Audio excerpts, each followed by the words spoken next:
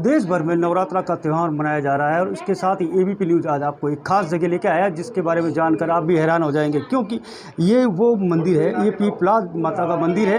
बताया जाता है कई सदियों पुराना मंदिर है, प्राचीन मंदिर है। अब इसकी जो खासियत है वो मैं बताता हूँ। यहाँ पर जो आप 3 प्रतिमाएँ देख रहे हैं, ये तीनों प्रतिमाएँ, एक तो माँ पीपलाद माता है, एक कुबेर की प्रतिमा और साथ ही गणेश जी की प्रतिमा है। ये तीनों प्रतिमा करीब 9 साल तक ओसिया के पुलिस थाने में रही थी। और वो क्यों रही थी और उसके पीछे क्या कारण था और यहाँ से चोरी होने के बाद ये जो हुआ, इसको लेके हम पहले तो हम बात करेंगे इस मंदिर का क्या इतिहास है और क्या कुछ ऐसे हालात बने थे जिसको लेकर ये 9 साल तक इनको पुलिस थाने में रहना पड़ा।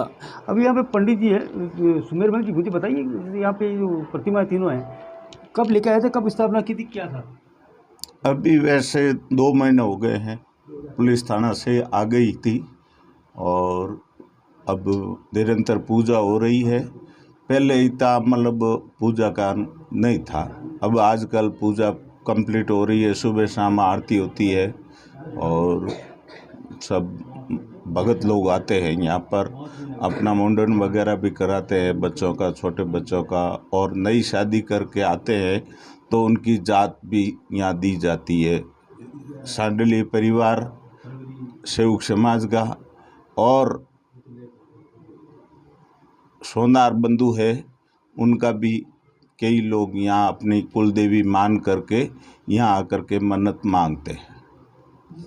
पंडित जी हैं यहाँ पर, ये यहाँ पे सेवा करते हैं। इन्होंने बताया कि जैसे थाने से लाने के बाद लगातार प्रतिदिन यहाँ पे सेवा की जा रही है, पूजा पाठ किया जा रहा है। सबसे बड़ी बात है कि माता की जो प्रतिमा जो तीनों चोरी हुई थी, उन तीनों प्रतिमाओं को लाने के लिए जो तैयारियाँ की गई थी, उसी के साथ ही मैं बताऊँ कि बहुत बड़ी खास बात ये थी कि यहाँ से जो प्रतिमा चोरी होने के बाद सीधी प्रतिमा के जो चोरों को पकड़ा गया और चोरों को पकड़ने के बाद उन चोरों से पता चला था, यहाँ तक पहुँची बात कि ये प्रतिमा कहाँ पे है। यहाँ से करीब हज़ारों किलोमीटर दूर जो चोर यहाँ से चोरी करके लेके गए थे। हम बात करेंगे ओम जी, आपने इसको मामले को लेके बात पूरी की थी और केस किया था, क्या कुछ रहा था आपका? पुरातत्व विभाग की है मूर्तियाँ तो, और पुरातत्व विभाग ने ही इसकी FIR लॉन्च करवाई थी। हमारी कुलदेवी है तो हमने यहाँ पता किया कि भाई चोरी हो गई तो पुलिस को इन्फॉर्मेशन किया, विभाग ने FIR लॉन्च की करवाई और फिर ढूंढते फिर वहाँ चोरों ने आपस में, माँ का चमत्कार हुआ तो चोर आपस में लड़ लिए। लड़ेंगे तो चोरी खुलेगी। और चोरों में से ही एक व्यक्ति ने जोधपुर SP साहब को इन्फॉर्मेशन दे दी कि यहाँ मूर्तियाँ पड़ी आपकी, वहाँ से। उसको मंदिर का पूरा ज्ञान नहीं था कि ये मंदिर कौन सा है, तो उसने बताया कि भूतनाथ मंदिर से जो चोरी हुई है, जबकि भूतनाथ मंदिर से नहीं थी, पीपलाद मंदिर से हुई थी चोरी। तो फिर SP साहब ने ओसिया थाने को सूचित किया। ओसिया थाने वालों ने हमें बताया कि आपकी मूर्तियाँ बरामद हो गई है, वहाँ पड़ी है मथुरा में। तो हम भी साथ गए, हालांकि हमें जाने का नहीं था, ऐसा कानून में नहीं होता है, फिर भी हम साथ गए थे क्योंकि हमारी कुल देवी है और हमारी आस्था है।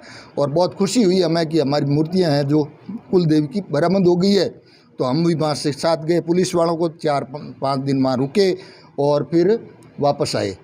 फिर कानूनी पेचीदगी के कारण हमें मूर्तियाँ दी नहीं गई थी। फिर पुलिस वाले वापस गए और 2-4 दिन बाद में पुलिस थाना ओसिया में लेके आए। हमने मूर्तियाँ अच्छी तरह से उतार के, अच्छी तरह से धोवा के वापस माल खाने में रखी। कानून ऐसा है कि कोई भी चीज़ चोरी हो जाती है तो माल खाना में रखी जाती है।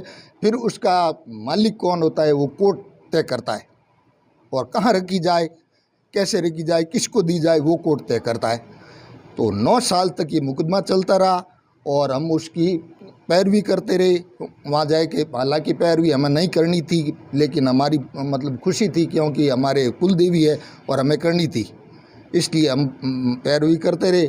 फिर पुरातत्व विभाग ने हम ये कहा कि भाई इसकी सुरक्षा कौन करेगा।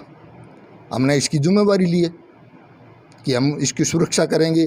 कैमरे लगवाए हैं और बाकी वे दरवाजे वगैरह, और वो भी मदद कर रहे हैं सुरक्षा के लिए। और सब वो चीज़ हो के फिर कोर्ट ने फैसला कर दिया कि मूर्तियां जहां से चोरी हुई है वहीं वापस स्थापित की जाए और इसकी सुरक्षा व्यवस्था है सुनिश्चित की जाए। और इसकी सुरक्षा सेवक समाज ओसिया और पुरातत्व विभाग दोनों करेंगे। जिस तरह से इन्होंने बताया कि क्या था इतिहास और किस तरह से ये मूर्तियों को लेकर चोर लेके गए थे, उनको वापस लेके आया था। अभी मैं बात करूंगा यहाँ पे नासिक से कोई आए हुए भक्त, इनको पता चला है कि उनकी कुल देवी यहाँ पर है। आपको कैसे पता चला? एक मिनट आप बताइए, जिस तरह से क्या पूछ रहा था जी। ये व्हाट्सअप के माध्यम से पता चला था, जब व्हाट्सअप पर फ़ोटो आया था कि आपकी कुल देवी की जो है ओसिया में, उनकी प्रतिमा अभी पुलिस स्टेशन में है। तो हम वहाँ पर आए पुलिस स्टेशन में, 2-3 साल कंटिन्यू आके हमने वहाँ पे दर्शन लिए, और इस साल पता चला, बहुत ही आनंद की बात है कि हमारे माता जी फिर से अपने स्थान पे विराजमान हुए। ये थे नासिक से आए हुए जिन्होंने बताया कि यह जो प्रतिमा को जो दर्शन करने के लिए आए थे। अब बात करेंगे उस दौरान जो पंडित जी थे जो यहाँ पे मंदिर में सेवा कर रहे थे, वो भी यहाँ पे मौजूद है। इनको पूछेंगे क्या कुछ हुआ था सर उस समय जब ये चोरी हुई थी? उस टाइम में ये एक सिंगल दरवाज़ा ही था, और रात की टाइम में वो चोर लेके गए, और सवेरे मतलब मालूम पड़ने से वो सबको। और दूसरा मैं 81 के अंदर ये दिया अगरबत्ती करना स्टार्ट किया था।